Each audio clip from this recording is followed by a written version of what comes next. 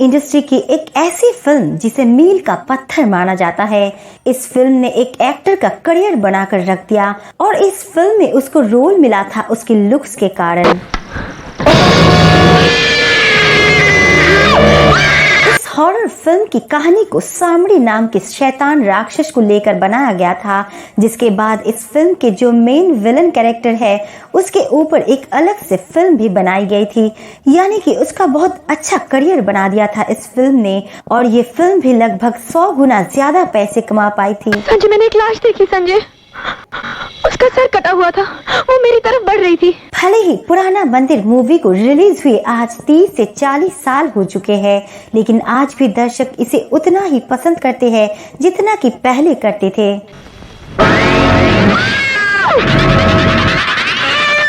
लेकिन क्या आप जानते हैं कि इस फिल्म को बनाते वक्त जैसी डरावनी घटनाएं हुई थी वो फिल्म से भी ज्यादा डरावनी कही जा सकती है। और क्या आप यकीन करेंगे कि कैसे पूरी फिल्म के बनते बनते सेट पर एक भूत इसके मेन कैरेक्टर को मारने की कोशिश कर रहा था। और क्या आपको पता है कि इस फिल्म के डायरेक्टर के साथ एक ऐसी भयानक घटना हुई थी जिसके ऊपर उन्होंने एक फिल्म भी बनाई थी। तो जानेंगे और भी बहुत कुछ, आप बस बने रहिए हमारे साथ वीडियो के एंड तक। हेलो दोस्तों, welcome to my channel A2 reviews. दोस्तों, आज हम बात करने वाली है साल 1984 की हिंदी भाषा में बनी हॉरर फिल्म पुराना मंदिर के बारे में, जिसका निर्माण एवं निर्देशन राम से ब्रदर्स द्वारा किया गया है। तो दोस्तों, आज की वीडियो बहुत रोमांचक होने वाली है, इसलिए वीडियो को एंड तक जरूर देखिएगा। वीडियो को शुरू करने से पहले आप हमारे चैनल में नए हैं तो चैनल को सब्सक्राइब जरूर कर लें। 1984 को रिलीज हुई थी पुराना मंदिर मूवी। इसे बनाने में 2.5 लाख रुपए का खर्च हुआ था। इसे बनाया था राम से ब्रदर्स ने और वो ऐसे ही हॉरर मूवी बनाने के लिए जाने जाते थे। इससे पहले उन्होंने कई ऐसी मूवी बनाई थी। माना ये भी जाता था कि वो ज्यादातर बी ग्रेड मूवीज बनाते हैं क्योंकि उनका बजट बहुत कम हुआ करता था। और 1984 में पुराना मंदिर मूवी भी बी ग्रेड मूवी की तरह ही सामने आई थी। इसमें कई नए एक्टर्स को काम दिया गया था, जैसे कि मोहनीश बहल, जो कि इस मूवी को करना नहीं चाहते थे, लेकिन उसका कारण कोई अलग था। इसी के साथ पुनीत इस्सर ने भी इसमें काम किया था। मैं खुद अपनी आंखों से देख कर आ रहा हूँ एक ऐसी दरार जिसके अंदर जाने का रास्ता है, और वो रास्ता जरूर हवेली की। लेकिन एक ऐसा नाम जो बिल्कुल नया था और इस फिल्म के साथ जुड़ा था, सबसे ज्यादा चर्चित तो उसी के हो रहे थे। वो नाम था अनिरुद्ध अग्रवाल, जिसे हम सामरी भी कह सकते हैं। तक पहुंचने से पहले तुझे चट्टान पर से गुजरना। पुराना मंदिर फिल्म में सामरी का रोल करने वाले अनिरुद्ध अग्रवाल इतने ज्यादा फेमस हो गए कि लोग उन्हें सामरी के नाम से ही बुलाने लगे। राम से ब्रदर्स अपनी जो भी फिल्में बनाते उनमें बजट बहुत कम रखा करते थे और ऐसे तरीके अपनाते जिसे बजट और भी ज्यादा कम हो जाए। जितने एक्टर्स थे उन्हें भी फीस सही दी जाती, यानी कि उतनी ही दी जाती जितनी उनके लिए सही हो और मूवी का बजट भी कम रहे। इसी तरह से उन्होंने 2.5 लाख रुपए में 1984 में इस फिल्म को तैयार करके रख दिया और उन्होंने ये सोचा तक नहीं था कि ये मूवी कितनी बड़ी हिट होने वाली है। ये हवेली देख रहे हो? इस हवेली से ताल्लुक रखने वाली हर माँ और बेटी अपने पहले बच्चे की। उन्होंने सोचा था कि 2.5 लाख की ये फिल्म है और कुछ 30 से 40 लाख कमा लेगी, यानी कि ये उनका अंदाजा था कि ये फिल्म इतना कमा सकती है। लेकिन उनकी सोच से भी ज्यादा परे निकल गई ये फिल्म। इस फिल्म ने 2.5 करोड़ रुपए कमाए थे और ये फिल्म इतनी ज्यादा पसंद की गई कि राम से ब्रदर्स के भाव भी बढ़ गए, यानी कि लोग अब उनको पसंद करने लगे थे। अब उनकी आने वाली फिल्में भी बहुत ज्यादा पसंद की जाने लगी क्योंकि उनकी ये फिल्म बहुत ज्यादा हिट हुई थी और लोगों के दिमाग में वो छप गया था। ये कहानी लोगों को काफी नई और इंटरेस्टिंग लगा था क्योंकि इससे पहले लोग एक्शन मूवी देखा करते थे, लेकिन ये हॉरर मूवी जिसका कंटेंट बिल्कुल अलग और कम बजट में बनी थी, लोगों को फिर भी बहुत ज्यादा पसंद आई। और इसके बाद राम से ब्रदर्स की और भी बहुत सारी हॉरर मूवीज आई और वो भी बहुत ज्यादा हिट रही। भले ही इससे पहले भी उन्होंने कई हॉरर मूवीज बनाई थी, लेकिन इतनी ज्यादा सुपर डुपर हिट कोई भी नहीं रही थी। जिस हवेली में इस फिल्म की शूटिंग हुई है, ये हवेली महाराष्ट्र में ही है। इसे नवासिद्दीन प्रसिद्धि पैलेस कहा जाता है और इस फिल्म के हिट होने के बाद वहां पर घूमने वाले लोगों की संख्या काफी बढ़ने लगी थी और इसके बाद इस हवेली में और भी कई मूवीज की शूटिंग हुई, ज्यादातर हॉरर मूवी की शूटिंग ही हुई। तो अब बात करते हैं आखिर इस मूवी की शूटिंग के वक्त वो कौन सी डरावनी घटनाएं हो रही थी जिसने प्रोड्यूसर्स, डायरेक्टर्स, एक्टर्स सबको डरा कर रख दिया था। तो जब इस फिल्म की शूटिंग चल रही थी तो रामसे ब्रदर्स अपने सेट को काफी बड़ा बनाने की कोशिश करते थे।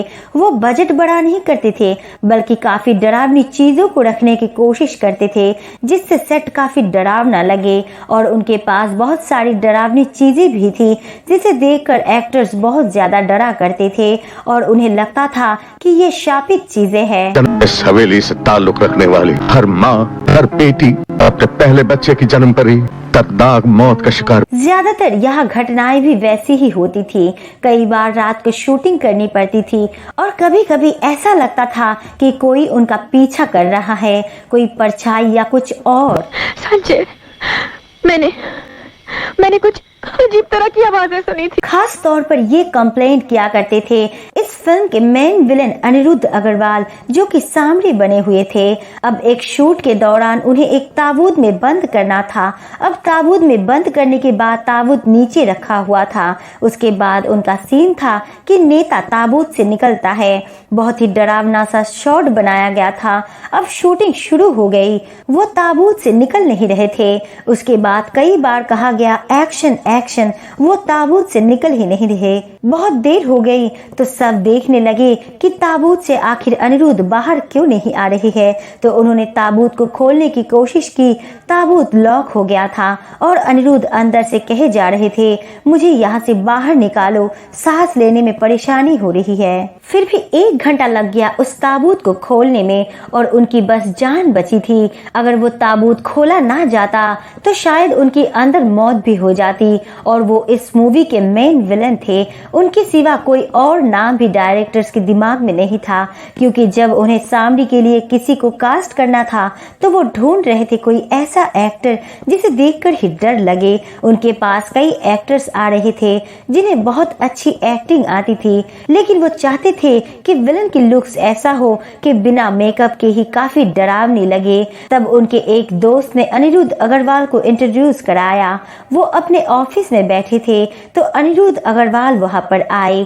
जब पहली बार रामसे ब्रदर्स यानी कि तुलसी रामसे और श्याम रामसे ने अनिरुद्ध को देखा तभी उन्होंने कह दिया कि यही है, यही बनेगा विलन। शायद अनिरुद्ध किसी और फिल्म में काम करते तो उन्हें इतनी पहचान नहीं मिलती जैसा कि इस फिल्म में हुआ। इस फिल्म ने उनका जैसे करियर बना दिया और इसके बाद सांवरी नाम की एक और फिल्म रिलीज की गई जिसमें अनिरुद्ध अग्रवाल को ही लिया गया और जो उनका विलन वाला कैरेक्टर था वो मेन रखा गया।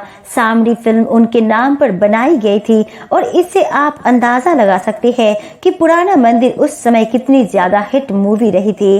अब इस फिल्म की शूटिंग जब खत्म हो चुकी थी तो महाबलेश्वर से अपनी गाड़ी से श्याम राम से वापस आ रहे थे। वो अकेले थे और खुद ड्राइव कर रहे थे। अब वक्त तकरीबन शाम का हो गया था और अंधेरा बस होने ही वाला था। जब वो एक सुनसान हाईवे पर पहुंचे तो उन्होंने एक औरत देखी, वो लिफ्ट मांग रही थी। श्याम ने अपनी गाड़ी रोकी और उस औरत को गाड़ी में बैठने को कहा। श्याम रामसे ने उस औरत से बात करने की कोशिश की लेकिन उसने कोई जवाब नहीं दिया और वो औरत बड़ी अजीब भी थी। श्याम के मुताबिक अचानक उनकी नजर औरत के पैरों पर पड़ी जिसे देखकर वो बहुत डर गए थे क्योंकि उसके पैर अंदर की तरफ मुड़े हुए थे। डर के मारे उन्होंने जोर से ब्रेक लगाया, गाड़ी रुकी और वो औरत अंधेरे में कहीं खो गई। दोस्तों, मैं आपको बता दूं कि ये कोई सुनी सुनाई कहानी नहीं है। इस घटना का जिक्र किया है फतेह चंद रामसे की नातिन अलीशा कृपलानी की लिखी किताब घोस्ट्स इन आवर बैकयार्ड में। किताब के मुताबिक ये 1983 की घटना है। श्याम ने किताब में बताया कि उन्होंने बिना कुछ सोचे अपनी गाड़ी भगाई और सीधा मुंबई में आकर रुके। इसके बाद उन्होंने वीराना फिल्म उसी से प्रेरित होकर बनाई थी। उस पर मैं एक अलग से वीडियो बना चुकी हूँ। अगर आप वो वीडियो देखना चाहते हैं तो मेरे चैनल पर जाकर देख सकते हैं, या फिर आप इस वीडियो के डिस्क्रिप्शन में जाकर देख सकते हैं, वहाँ पर लिंक मिल जाएगा। तो दोस्तों, अगर आपने भी पुराना मंदिर मूवी देखी हो तो ये मूवी कैसी लगी हमें कमेंट में जरूर बताइएगा। और आपको ये वीडियो पसंद आई तो लाइक और शेयर जरूर कीजिएगा। साथ ही फिल्मी दुनिया की ऐसी और रोमांचक कहानी जानने के लिए चैनल को सब्सक्राइब करना ना भूलें। मिलते हैं अगले वीडियो में।